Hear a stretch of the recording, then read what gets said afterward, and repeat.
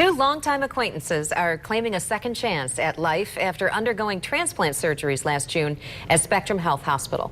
But what they didn't know is that they would be doing the surgery on the same day, at the same place, and receive organs from the same donor. 24-Hour News 8's Coco McAvoy joins us live from Spectrum tonight to tell us more about this unique story. Coco?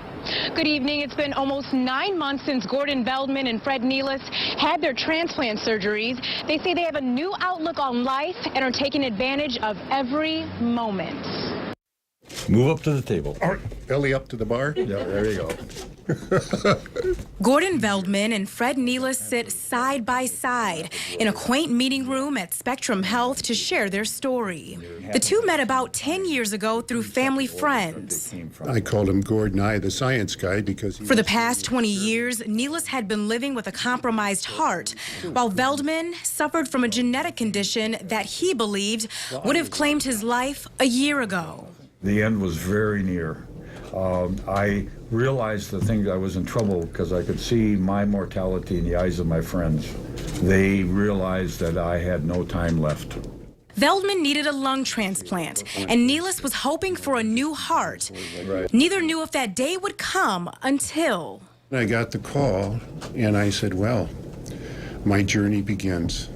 On June 18th of last year, they both started that journey and underwent transplant surgery without knowing they weren't doing it alone. Some of our friends put it together the night of the surgery that we were both in the same place at the same time doing the same thing. And from the same donor.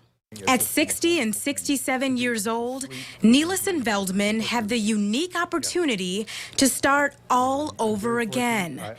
And this time around, they have a special bond that you could say is more than skin deep. Every time we get together, we put the heart and lungs together as close as we can, just for a moment, so that they can be, you know, I say this with a grain of salt, but they can be close again. They both are doing very well and say they can't express how much gratitude they have for their donor and the donor's family. Veldman is now at 96% lung capacity. Before he was at 15%, and Nealis has returned to one of his passions, swimming.